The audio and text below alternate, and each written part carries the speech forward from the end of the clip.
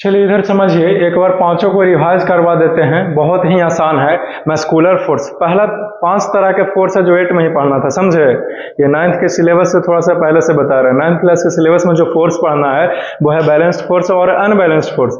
पहला लिखाया हमने अभी भी मस्कुलर फोर्स। मस्कुलर फोर्स क्या होता है? जो मसल के द्वारा फोर्स लगाया जाएगा, मस्कुलर फोर्स, खत्म हो गया। दूसरा क्या लिखा है? फ्रिक्शनल फोर्स, यानी कि ऐसा फोर्स जो कोई भी ऑब्जेक्ट मोशन कर रहा है ना तो उसको रोकना चाहता है, उसी को बोलते हैं फ्रिक्शनल फोर्स, खत्म हो गया। अगला है मैग्नेटिक फोर्स, जो मैग्नेट के द्वारा लगाया जाएगा, मैग्नेटिक फोर्स, खत्म हो गया।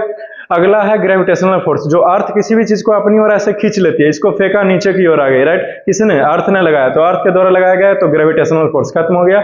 पांचवा है इलेक्ट्रोस्टैटिक फोर्स, यानी कि ऐसा फोर्स जो चार्ज्ड बॉडी के द्वारा लगाया जाएगा या फिर चार्ज्ड पार्टिकल्स के द्वारा लगाएगा।